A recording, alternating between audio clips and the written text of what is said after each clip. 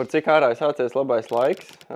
Daudzi piloti mums lido jau debesīs un lido arvien vairāk un vairāk ar dažādām tehnikām. Un arī iepriekšējā sarunā ar policijas pārstāvu mēs ieskicējām, ka mums ciemos būs viesis no Civilās aviācijas aģentūras. Un tāpēc ciemos pie mums ir Ilmārs. Un tad varētu iesākt par sevi apstāstīt. Jā, mani sauc Ilmārs, pārstāvu Civilās aviācijas aģentūru.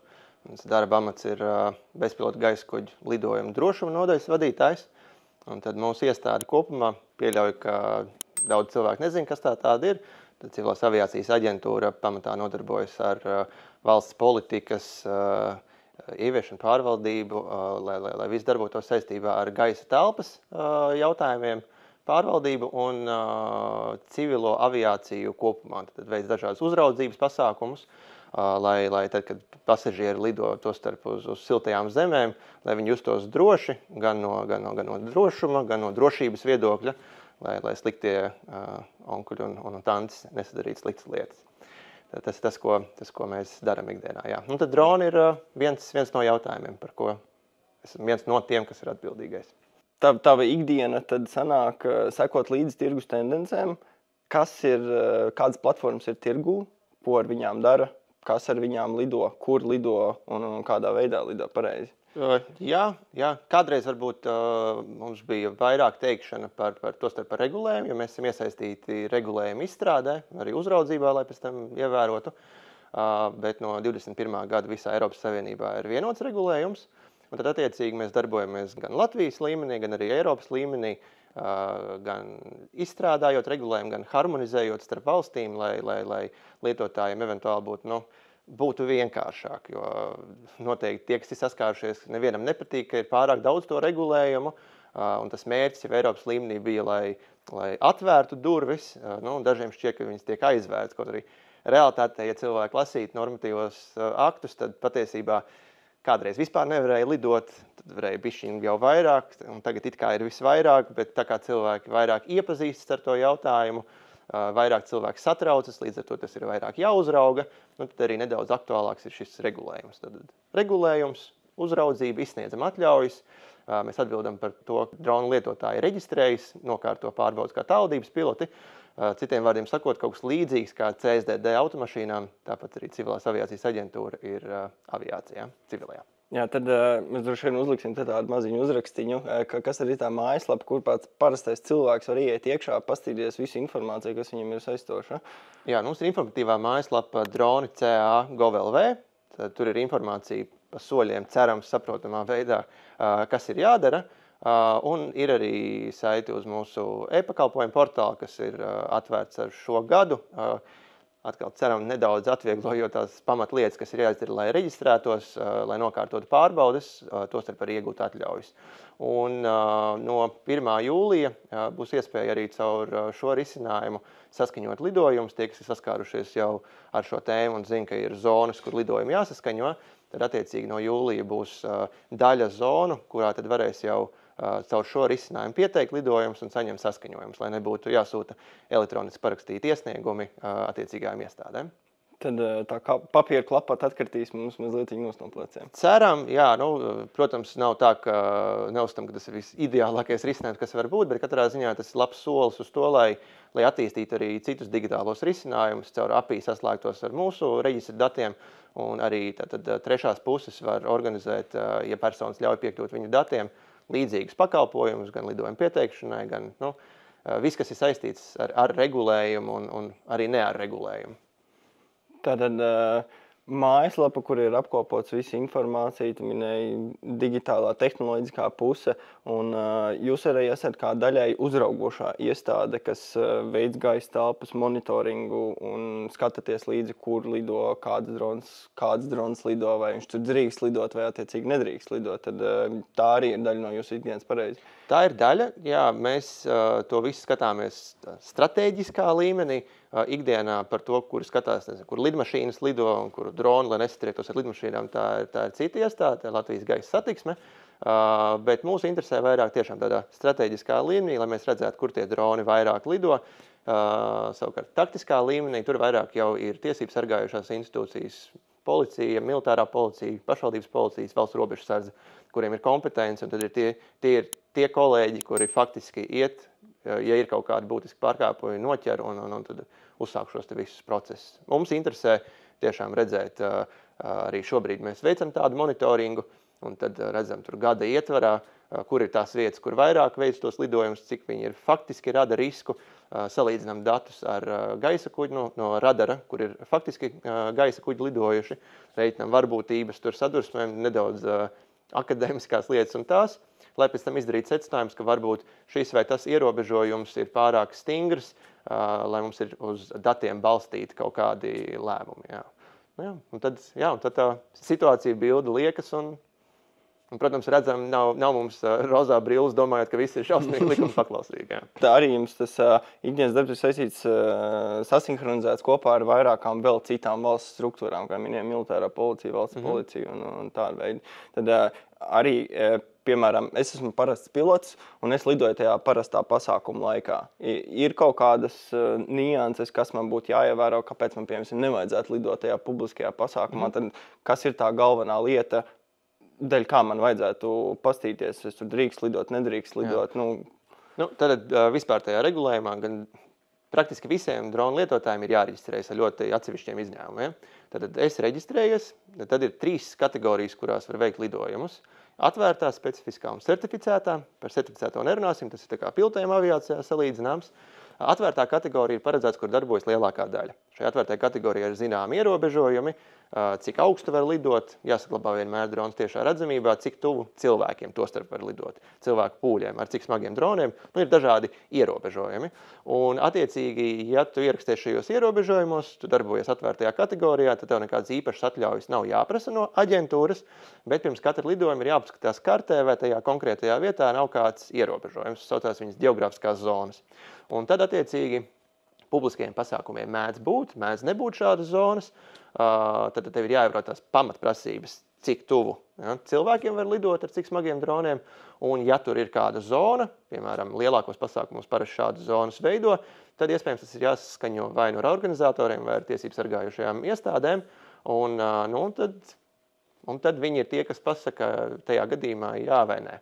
Jā, un arī no tādas tehnoloģiskās puses, protams, arī lidojot šādos pasākumos, ir jāsaprot, ka mums ir jābūt, piemēram, attālinātai identifikācijai, lai konkrēti uzraugošās iestādes mūs varētu redzēt, un dažādi savādāk vēl tehnoloģiskie aspekti, kas jāievēro, vai drošības pasākumi, piemēram, jo lidojot lielāku platformu, mums nepieciešams, piemēram, izmantot izpletni vai ko tādu, tad arī šis ir tāds tehnoloģiskā puse, kas būtu jāievēro. Jā, protams. Un tad, ja ir tās vēlmes tiešām ar tiem smagākiem droniem vai virs tiem cilvēkiem tur lidot, tad tā vairs ticamāk nebūs atvērtā kategorija, tā ir specifiskā kategorija, tad gan vēršas civilās aviācijas aģentūrā, veic drošuma novērtējumu, ir zināmas prasības, papildus kvalifikācijas jānokārto tālvadības pilotam, izsniedzam atļauju, un tad tās atļaujas ietvaros, tad var skatīties, vai vajag izplatņa sistēmu, kāda izplatņa sistēma. Ja ir izplatņa sistēma, tad arī zināmi ierobežojumi, tad drīkst pārāk zemu lidot, lai viņi paspētu atvērties, un tā tālāk, jā. Arī bija tāda lieta, kad es esmu pilots, bet man ir jānokārto, piemēram, teorētiskais vai praktiskais eksāmens. Tad kurā gadījumā man jākārto teorētiskais eksāmens, kurā gadījumā praktiskais eksāmens, un kādas tad ir tās galvenās iemaņas, kas kā parastam pilotam, kurš grib sākt lidot, droši lidot, tad kāds tad ir tās pamatprasības? Jā, tad tās prasības, sāksim ar atvērto kategoriju, ir atkarīgs no tā, kādu dronu lidina un kurā vietā viņi lidina. Tad, ja ievēro atvērto kategoriju, tad zem 250 gramiem apmācības nav obligātas, tās ir tikai rekomendējamas. Ja ir virs 250 gramiem, tad obligāti ir attālinātais apmācību kurs, ko nodrošina Civilās aviācijas aģentūra, kas ir pieejama tajā mājaslapā, ko sākumā minējām. Uzmetīsim šeit lodziņu.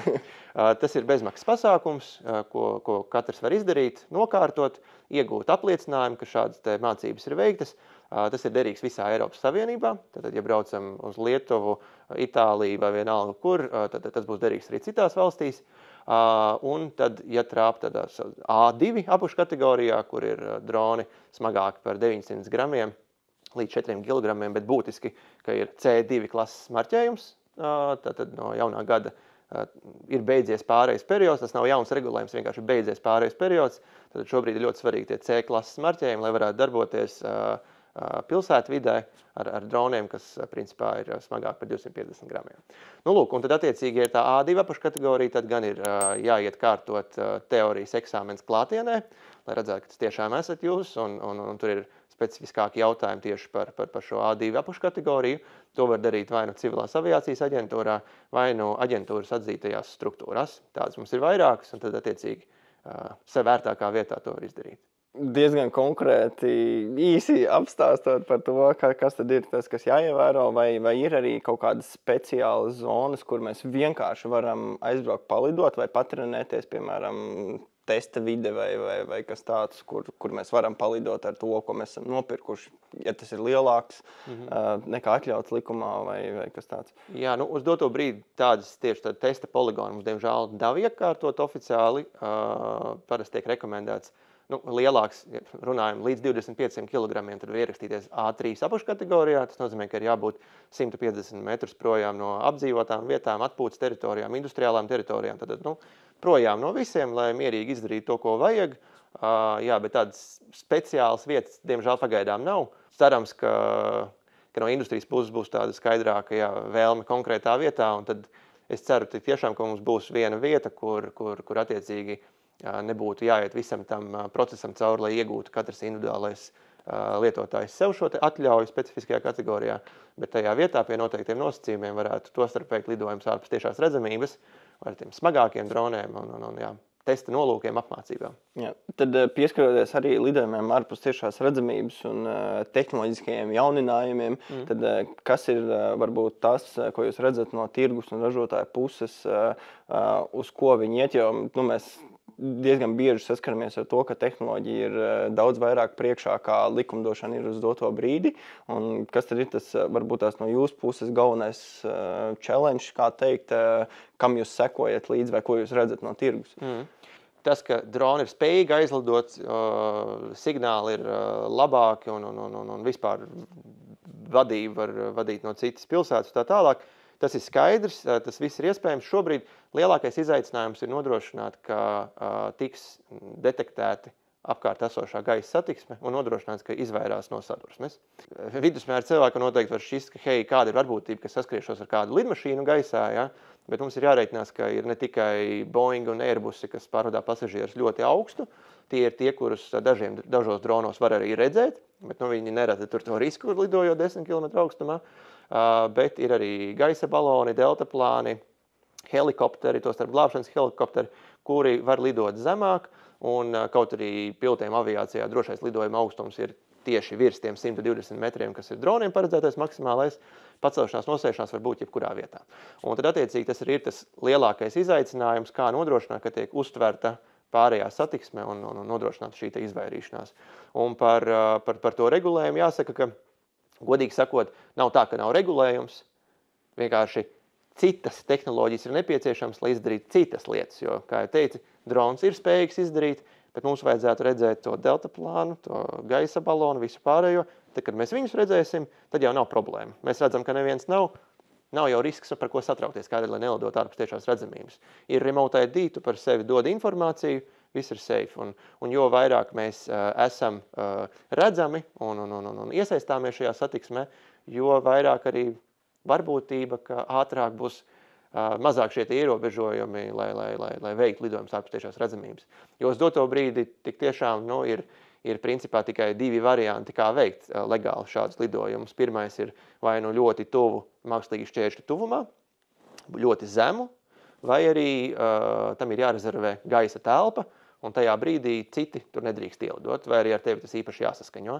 Bet rezervēt gaisa telpu, tas ir gan sarežģīts process, relatīvi sarežģīts process, bet vairāk problēma ir tajā, ka tajā brīdī tu nozodz gaisa telpu citiem. Un gaisa telpa visiem ir viena, un tu nevar būt pārprivileģēts, ka tikai tu vari kaut ko darīt.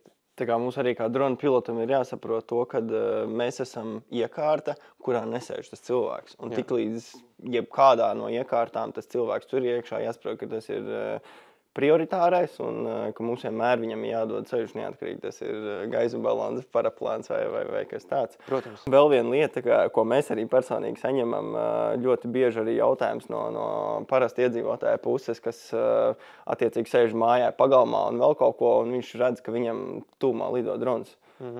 Ko viņam darīt šādā situācijā? Tā ir klasika. Mans pirmais ieteikums ir varbūt nesatraukties. Jo ir ļoti liela varbūtība, ka tas ir vienkārši kaimiņš, kurš pavisam nevainīgi ir nopircis savu jaunu rotaļlietu, kuru paceļ, iespējams pavisam legāli. Iespējams tā rotaļlietiņa, sauksim viņu tā, ja. Regulējuma izpratnē tā nav rotaļlieta. Bet relatīvi mazs droniņš zem 250 gramiem vēlas pafilmēt, ko viņš tur dara. Iespējams, ka viss ir pat legāli. Vai ir pamats satraukties? Tikpat liels pamats satraukties, kā jebkurš cilvēks, kurš staigā ar telefonu rokās, ja, un kaut ko filmē vai uzliek uz kāta, ja, un staigā pāri sētei. Nenoliedzami ir arī slikti cilvēki, kas izmanto drona tehnoloģijas tiešām, lai paskatītos, vai kāds atrodas mājās, ja, bet tā tas, diemžēl, ir. Tā kā pirmais ieteikums ir nesatraukties. Ja tomēr ir tiešām pamats uzskatīt, ka tur varētu būt kādas problēmas, kādi bandīti vai kas cits, tad attiecīgi var vērsties policijā, un tad policija vērtē. Un šeit es salīdzinu to pasākumu, neskatoties uz to, ka šobrīd arī regulējums paredz, ka vajag daudzos gadījumos to remote ID, kas par sevi raida informāciju, mēs uz mobilā tālruņa ar attiecīgu aplikāciju varam redzēt numuru. Šeit es salīdzinu to ar ceļu satiksmi. Ir automašīnas, ir numuri. Mēs neprasām katrai mašīnai, kas ir numurs, kāpēc viņš brauc gar manu māju. Bet ja ir pamats uzskatīt, ka tur kaut kas ir, tad tu esi piefiksējis, un tad jau citi kolēģi citās iestādēs labāk zinās, kā rīkoties tajā situācijā. Tad mazliet arī pieskaroties tādai nākotnes tendencei, kāda ir tā ideālā pasaule, ko jūs redzat no savas kā civilās aviācijas aģentūras puses, kādiem būtu jābūt visiem gaisa struktūras elementiem un cilvēkiem vai pilotējumai un nepilotējumai aviācijai, kas tur ir. Pirmkārt jau, protams, saprotot, ka viņi komunicē viens ar otru un vēl kas papildus varbūt. Vispirms tik tiešām tas ir tas, ka komunicē drona pasaule, kas varētu būt vairāk tendēt uz IT pasauli, un pilotējuma aviācija, kas ir robusta, labā veidā, lai tā būtu droša. Un ideālā pasaulē, lai tuvākajā laikā pēc iespējas mazāk būtu dažādi kiberuzbrukumi. Jo visa tā pasaulīte, ko būvē, tas ir tiešām par informācijas apmaiņu, ja, un ja tur viss ir korekti un neviens neielaužas un viss, tad, ja visi ir redzami gaisā, tad arī attiecīgi mēs varam runāt tiešām par tādu integrāciju. Ideālā pasaule ir tāda, ka ražo arvien uzticamākus dronus, kuri negāžas, kur ražotāji ir pierādījuši, ja, ka iekārta ir stabila. Iekārta ir stabila, jā, jo tas joprojām ir dažādi ražotāji. Vieni ražotāji ir uzticamāki, citi mazāk uzticami. Uz doto brīdī lielākā daļa iekrīt aptuveni vienā klasē. Varbūtība, ka būs atteicē, akadēmiski ir 10-2 pakāpē. Ja? Tad attiecīgi ideālā pasaule visdrošāk un mainamies ar informāciju. Un tad jau uz tā var būvēt ļoti daudz ko, sākot ar tām zonām, kas ir gan statiskas, gan dinamiskas. Ideālā pasaule ir tas, ka nevajag pieteikumus ilgi gaidīt, ja? Tu to vari uztaisīt 5 minūtes. Ideālā pasaule ir tā, ka tev pēc būtības vispār nevajag saskaņojumu. Ja tu esi redzams, tad jau viss ir kārtībā. Tu uzņemies atbildību un tu vari lidot. Kaut kā tā. Un vēl pieskaroties varbūt mazliet arī pasažieru pārvadājumiem ar bezpilotu gaisa kuģiem. Droši vien arī esat ar to saskārušies un saskaraties ar to, kāda ir tā jūsu prognoze, kad tas varētu notikt. Vai kad to, protams, mēs zinām, ka to jau dara, bet kad likumiski tas varētu arī tikt pilnveidot? Atkal par to dara vai nedara. Eiropa kopumā civilajā aviācijā ir, es atļaušos teikt, pati drošākā, labi, Amerikā arī ir, bet Eiropa ir ļoti ar augstiem standartiem tieši drošuma līmenī. Un attiecīgi uz cilvēku transportēšanu ar droniem arī regulējums jau ir izstrādāts. Vēl būs atsevišķos domēnos jāievieš līdz galam, bet principā ir skaidrs, kā tā ceļa karte, kādā veidā to visu ieviest. Uz doto brīdi lielākās problēmas sagādā tieši pierādīt, ka šie jaunie sauksim viņus par gaisa kuģiem, bezpiloti, bet joprojām gaisa kuģi ir uzticami, jo mainās tostarp arī visas piedziņas sistēmas, ir akumulātori nāk iekšā, un principā, jā, līdz ko pierādīs, ka tas ir gana droši, un tad arī varēs sēdināt cilvēku. Un tad sākumā ir paredzēts, ka pilots joprojām atradīsies iekšā šajās iekārtās, un pēc tam viņi vienkārši izņems ārā, tad jau tur sēdinā pasažieri. Nu, un es domāju, neviena interesēs nav sākt pasažieru pārvadājums, kamēr Tas nav 100% droši. tas nav 100% droši. Neviens jau arī negribēs tur kāpt iekšā. Jā. Tā kā tas labāk, lai drusku vēlāk, bet ilgāk nekā viss aplaužās pašos sākumos. Jā. Cerēsim, ka debesis paliks arvien drošāks un drošāks, un mēs runāsimies savā starpā arvien vairāk un vairāk, un drošāk. Jā. Un gribu teikt tev lielu paldies, ka tu veltīji laiku atnāci. Paldies. Nu, un tiem, kas klausījās, aicinājums, jā, ievērot... Uzliksim linku. Ievērojam tos noteikumus nevis tāpēc, ka tas ir rakstīts likumā, bet saprotot, ka tas tā runa par drošību. Un, protams, ka bieži vien cilvēkiem atkal kaut ko regulē, bet regulējums nebūtu tapis, ja nebūtu kāds, kurš, diemžēl, ar savām darbībām to drošo vidi sabojā. Un jo vairāk būs tie, kas ievēros un rādīs labo piemēru, jo kopumā visiem būs drošāk, un ceram, ka tik tiešām mazināsies birokrātija, visi būs on board. Priecīgi, laimīgi. Jā. Super. Paldies tev liels. Paldies.